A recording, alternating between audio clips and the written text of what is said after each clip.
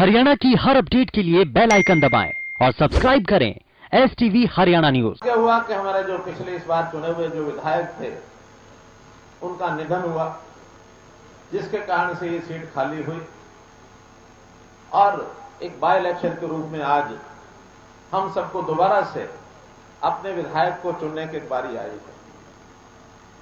आज से ठीक 4 महीने पहले मैं इस विधानसभा में आया था।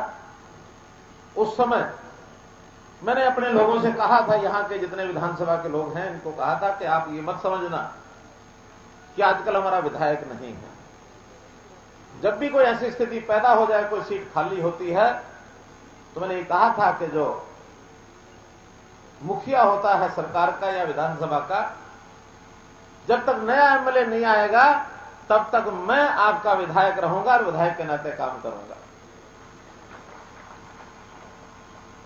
और मैंने लगातार यहां के 54 गांवों में 66 की 66 पंचायतों में यह संदेश भिजवाया कि गांव का कोई भी काम हो हमारे पास भेजो। जितने भी काम हमारे पास आए, जिस भी विभाग के थे, जो 4 महीने में पूरे कराए जा सकते थे, सबको हमने पूरा कराया। पंचायतों के लिए पर्याप्त पैसे धन भेजा। अब ये ठीक है कि आचार संहिता लगने के बाद उसमें से कुछ पैसा यूं का यूं जमा रह गया, जो 11 तारीख के बाद सब अपने अपने गांव में लगाएंगे। 165 करोड़ रुपया 4 महीने में भाइयों बहनों इस बड़ौदा विधानसभा के लिए हमने भेजा। किसी विधानसभा में इतने कम समय में इतना पैसा कभी नहीं लगा होगा। लेकिन चूंकि यहां पिछले 15 साल से जो पिछड़ापन हमने देखा, जब से यह कांग्रेस के विधायक आते रहे हैं, चाहे वो सरकार के समय में थे चाहे बाद में थे, उन्होंने कभी चिंता नहीं की कि यहां का विकास कैसे होना चाहिए। इस इलाके में पानी की समस्या वो हमारे ध्यान में आई, चाहे पीने का था चाहे सिंचाई का था। इस इलाके में जो बरसात के बाद पानी का भराव हो जाता है, वो स्थिति हमें ध्यान में आई। बिजली की समस्या, आज हमारे मुनिराम जी भी कह रहे थे थोड़ा बिजली की समस्या यहां है, उसको ठीक करा दो। मैंने वादा किया है कि अगले 11 तारीख के बाद कोई समस्या यहां नहीं रहेगी। आपको दिन में सिंचाई के लिए पूरी बिजली मिलेगी, घर के लिए पूरी बिजली मिलेगी। हरियाणा में तो एक रिकॉर्ड बनाया हमने पिछले, जो अभी 54 साल में, इससे पहले कोई भी सरकार आई थी, हमारी सरकार से पहले हमेशा कहते थे कि हम गांव में 24 घंटे बिजली भेजेंगे। कोई मुख्यमंत्री सफल नहीं हुआ। आपकी जानकारी के लिए, हमने हरियाणा में 6,500 में से 4800 गांव के अंदर 24 घंटे बिजली दे रहे हैं। 24 घंटे दे रहे हैं, दिन रात देते। इस इलाके का भी अगर कोई गांव अगर नहीं मिल रही होगी, रह गए होंगे, तो आने वाले समय में एक अभियान चला करके हर एक गांव के अंदर 24 घंटे बिजली पहुंचाने का हमारा काम है। और ये हमारा प्रोग्राम चल रहा है, हमारा गांव जगमग गांव इस नाते से। हमारा प्रदेश, जिसमें बड़ौदा विधानसभा भी है, किसानों का प्रदेश है।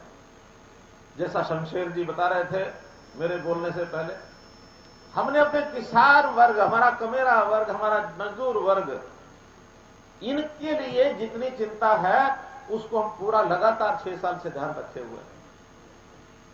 यहां समस्याएं क्या थी कि मुआवजा, अगर कहीं किसान की फसल खराब हो गई तो मुआवजा क्या मिलता था? 2.5 रुपए, 10 रुपए, 20 रुपए के चेक मिलते थे। हमने आने के बाद पर एकड़ 12,000 रुपया मुआवजा, ये हरियाणा पहला प्रदेश है जो सारे देश भर में सबसे ज्यादा मुआवजा देता, 12,000 रुपए। फिर प्रधानमंत्री फसल बीमा योजना आई, उसमें जिन लोगों ने बीमा कराया, किसी को 20,000 रुपए एकड़, किसी को 25,000 रुपए एकड़, उम्मीद भी नहीं थे कि हमारे घर में, हमारे खाते में पैसा आएगा। कंपनियों ने खाते में पैसे डाल दिए। और जब ये शुरू में सारा प्रधानमंत्री फसल बीमा योजना के कार्यक्रम चले, तो मुझे इसी इलाके के लोगों ने कहा कि किसी एक गांव में आप भी चेक काट के आ जाओ। निजामपुर गांव के लोग बैठे हैं यहां, कौन कौन है निजामपुर के? सारे धनाने के हैं। निजामपुर कितनी दूर है यहां से? 12 किलोमीटर है। मैं धनाना गांव में आया था और एक ही दिन में करोड़ों रुपए का चेक बांट के गया था। निजामपुर में, निजामपुर में आया था और वहां करोड़ों रुपए का चेक बांट के गया था। लोगों को उम्मीद नहीं थी कि इतना पैसा हमारे पास आएगा, और हर गांव में यहां भी आया ही होगा, ऐसा नहीं कि नहीं आया होगा। किसान की हमने चिंता की। आजकल ये कांग्रेस के लोग बहकाने में लगे हुए हैं, डराने में लगे हुए हैं। अभी जो केंद्र सरकार ने 3 कानून पास किए, उन 3 कानूनों के लिए क्या डराते हैं कि मंडियां खत्म हो जाएंगी, एमएसपी खत्म हो जाएगा, सारा कोई सामान बिकेगा नहीं। हमने कहा अभी तो नए नए कानून आए, हां बहका लो जितना बहकाना है, क्योंकि किसान हमारा भोला वाला जल्दी बहक जाता है। तो ये देवलाल जी की ये धरती है। तो ये देवलाल जी भी कहा करते थे कि भाई किसान को समझाना थोड़ा मुश्किल है, बहकाना बड़ा आसान है। तुम्हारा भोला बड़ा किसान बहक जाता, लेकिन हमने कहा हम समझाएंगे भी और सिद्ध करके बताएंगे कि कांग्रेस का प्रोपेगेंडा गलत है। हमने समझाया और आज प्रत्यक्ष 1 महीने से आप देख रहे हैं मंडियां बंद हुई हैं क्या? मंडियां चल रही है ना। बाजरे के 6 परचेज सेंटर बड़ौदा विधानसभा में इस बार चले हैं, जो पहले कभी नहीं थे। बाजरे के सेंटर खुले कि नहीं खुले? खुले हैं। एमएसपी पर बाजरा बिका कि नहीं बिका? बिका है। कोई माई का लाल एमएसपी यहां खत्म नहीं कर सकता। और मैंने तो आज पिछली सभा में घोषणा की है, यहां भी करता हूं कि हरियाणा में एमएसपी खत्म हो गया तो ये मनोहर लाल राजनीति छोड़ देगा भाई।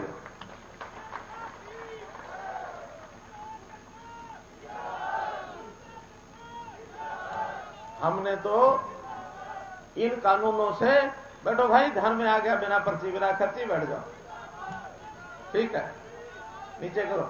पेंडिंग ड्राइवर भी लावाएंगे।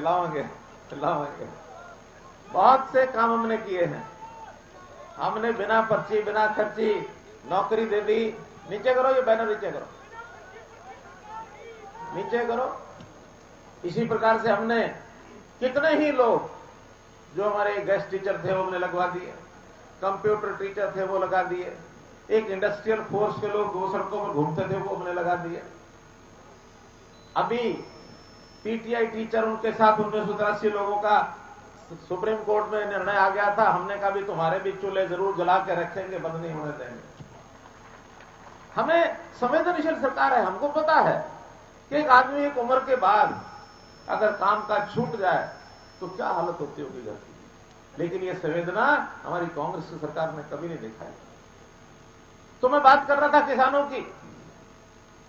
एमएसपी लागू रहेगा लगातार, मंडियां चालू रहेंगी लगातार, और ये जो बात करते हैं 3 कानून की, और फिर कह देते हैं कि पंजाब ने कानून पारित कर दिया कि एमएसपी से नीचे जो भी कोई खरीदेगा उसको 3 साल की कैद हो जाएगी।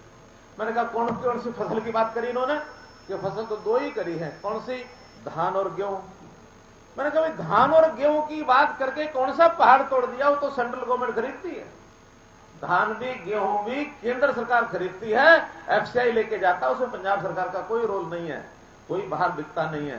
हिम्मत तो तब करें हरियाणा की तरह बाजरा खरीद के दिखाएं, सरसों खरीद के दिखाएं, और सूरजमुखी खरीद के दिखाएं, मूंग खरीद के दिखाएं, मूंगफली खरीद के दिखाएं। ये सब्जियां हैं जो हरियाणा अलग से एमएसपी पर खरीदती है। ये हमने तय कर रखा है, क्योंकि सेंटर नहीं खरीदेगा, स्टेट खरीदेगी। बाद में स्टेट को इसका घाटा भी होगा। घाटा हम अपने किसान को फायदा करने के लिए सरकार घाटा सह लेगी, लेकिन हम राजस्थान के, उत्तर प्रदेश के या पंजाब के किसान को जहां सस्ता बिकेगा यहां आकर के पूरा कीमत उनका नहीं खरीदेंगे। हमको अपना खरीदना चाहिए कि बाहर वालों का खरीदना चाहिए? अपना खरीदना चाहिए। तो इस बात से सावधान रहना।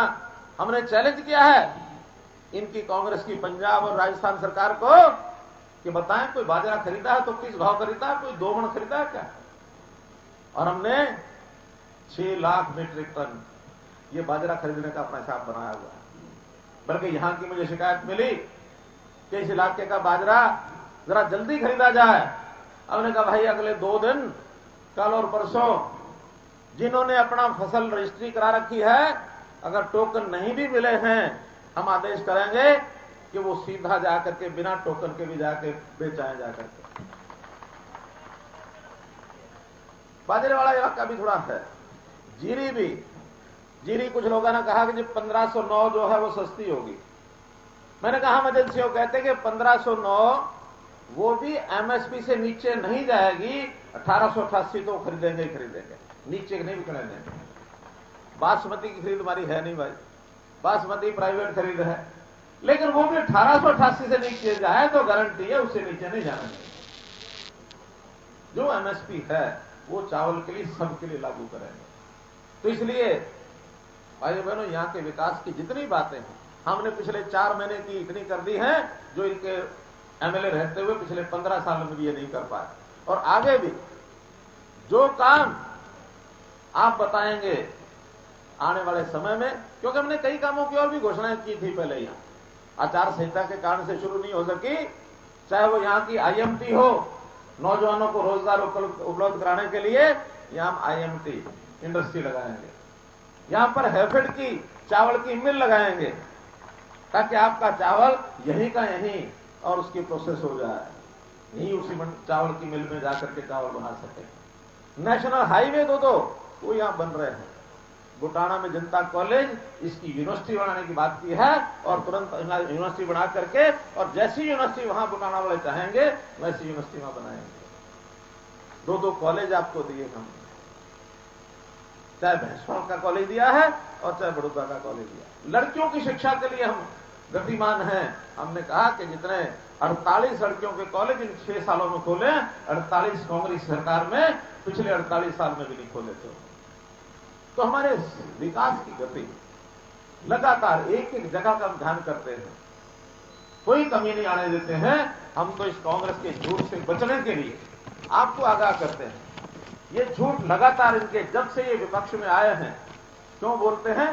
तड़प है बहुत, इतनी तड़प है कि सत्ता में बाहर रहे हुए कभी 6 साल एक साथ नहीं रहे थे। जैसे मछली बिना पानी के तड़पती है ना, ऐसे बिना राज के तड़प रहे हैं। क्यों? ये राज को भोगने के लिए आते हैं। इस राज को करके इसमें से लूटा खसोटी कैसे की जाए, जमीनों को बेच करके उसमें किस प्रकार से अपने घर भरे जाए, ये इनके काम रहे। हम लोग सत्ता को सेवा का साधन मानते हैं। अगर सत्ता मिली है तो एक मेरा गरीब आदमी, गरीब परिवार, उसको कैसे ऊपर उठाया जाए, ये हमारी चिंता रहती है। हमने 2014 में जब चुनाव लड़ा, सारे हरियाणा के लोगों ने कहा कि हरियाणा के लिए जियो, हरियाणा एक, हरियाणवी एक। ये जो 3.25 करोड़ लोग हैं हरियाणा के, ये मेरा परिवार है। हम कहते हैं हरियाणा एक, हरियाणवी एक, और ये कहते हैं अपना न देख बाकिया न दे फेंक। ये सिर्फ अपने अपना न देते हैं, कोई इनको सहन नहीं होता दूसरा। हमने नौकरियां दी, सबको मेरिट पर दी, पढ़ा लिखा नौजवान आ जाओ भाई आगे। पर्ची खर्ची जैसा भाई ने कहा हमने बंद कर दी। सारे सबके पढ़ लिख करके आ जाओ मैदान में और सबके चूल्हे जलेंगे। और भाई कोई कमजोर रह जाए तो उसको भी हम किमें न किमें हुनर सिखा के काम लायक बढ़ा देंगे, घर में नहीं बैठने देंगे किसी को। ये हमारी गारंटी है। 15 साल से लेकर के और 35 साल तक का कोई नौजवान, उसको कोई ना कोई धंधा जरूर मिलना चाहिए। एक बार नौजवानों की अगर रोजगार की बात बढ़ गई पूरी, तो इसमें से हरियाणा को कोई पीछे नहीं कर सकता। अभी हम एक कानून बनाने जा रहे हैं कि अब नई इंडस्ट्री जो आएगी हरियाणा में, जो रोजगार मिलेगा उसमें 75% नौजवान हरियाणा के होंगे, हम बाहर के लोगों को नहीं लेंगे। हमारे यहां पंचायतें इतना बढ़िया काम कर रही हैं, चाहे विकास के काम हैं, चाहे स्वच्छता के, सफाई के काम हैं। क्यों? क्योंकि हमने पिछली टर्म में पढ़ी लिखी पंचायतें लाए थे। कोई भी पंच, सरपंच या जिला परिषद पंचायत समिति बिना पढ़ा लिखा मेंबर नहीं बनेगा। कई शर्तें लगाई थी, लोगों ने बहुत आलोचना की उस समय। हमने कहा नहीं, हम एक लेवल नेताओं का ऊपर उठाना चाहते। बहुत लाभ हुआ हमको, बहुत अच्छे अच्छे लोग मैदान में आए।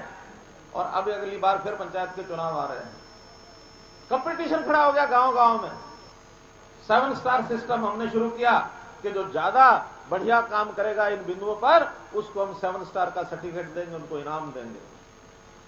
और अभी भी सफाई अभियान में सारे देश में, ग्रामीण सफाई अभियान में सारे देश में हरियाणा नंबर 1 पर आ गया है। नंबर 1 पर। शहरी अभी अब नंबर 2 पर हैं, हमारे से आगे कुछ और प्रदेश निकले हुए हैं। लेकिन इस स्वच्छता अभियान में हमने घर घर से एक संदेश भेजा कि आप लोग खुले में शौच जाना बंद करो। लुट्टा खा के बाहर जाया करते जंगल में, बंद हो गए ना सारे, घर घर में, और शौचालय बनवा दिए।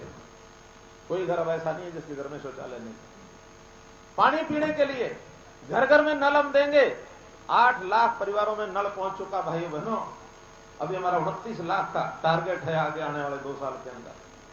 हर घर के अंदर नल पहुंचना चाहिए। इसलिए इन सब बातों को मैं इसलिए दोहरा रहा हूं। हरियाणा के अंदर आप सब लोग सुनते हैं, देखते हैं, देश में नाम चमकाएंगे, लेकिन देश में नाम तब चमकेगा जब एक दिशा बड़ौदा के लोग तय कर लेंगे। ये जनरल इलेक्शन नहीं है, केवल बड़ौदा का इलेक्शन है। और इस बड़ौदा के इलेक्शन में सब पार्टियां अपना अपना जोर लगा रही हैं। मुख्य मुकाबला कांग्रेस और हमारे कैंडिडेट का है। पिछले 7 दिन से हमारे कैंडिडेट की पोजीशन, जैसे दिग्विजय भाई ने कहा, हजारों वोट से जीतने की बनी है, हजारों वोट की। लेकिन ये और आगे बढ़ना चाहिए, क्योंकि जब कोई 2 आदमियों में मुकाबला होता है ना, कमजोर नहीं समझना चाहिए सामने वाले को। आखिरी दिनों में दाव चलते हैं। ये ठीक है, दाव खेलने में हमारा पहलवान अपने पहलवानी के दाव लगाएगा तो कांग्रेस के कैंडिडेट को धराशायी करेगा। इसको बहुत दाव आते हैं। अब वो सामने तो ऐसा है, नाम भी, मुझे तो नाम याद भी नहीं आ रहा, बहुत लोग। अब वो इलेक्शन से पहले क्या नाम सुना था किसी ने? कोई नहीं सुना, किसी ने पता ही नहीं कौन था। और हमारा पहलवान न केवल बड़ौदा, न केवल सोनीपत, पूरा प्रदेश, देश और दुनिया जान गई थी कि भाई कोई गोल्ड मेडलिस्ट, कोई देश का नाम करने वाला योगेश्वर पहलवान सोनीपत की, बड़ौदा की धरती का नौजवान है। तो इसलिए हमें इन दोनों का मुकाबला देखना है। योगेश्वर पहलवान जीत करके आपके सबकी समस्याओं का समाधान, चाहे कोई डिमांड होगी, कोई समस्या होगी, चंडीगढ़ में आएगा, आधी रात भी आएगा तो हम कागज को देख के बिना साइन कर देंगे, चले जाएगा। चैन से नहीं बैठेगा, और अगर ये चैन से बैठेगा तो मैं बैठने नहीं दूं।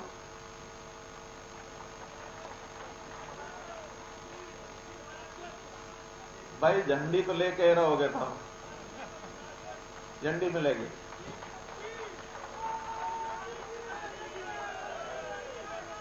बस हम लोग धनाना और इसके आसपास के जो गांव हैं, सारे जिम में जो 4-5 गांव और मैं लगा के जा रहा हूं। धनाना के जिम में छपरा, धनाना, गढ़वाल, बावड़, निजामपुर, ये सारे आसपास है ना।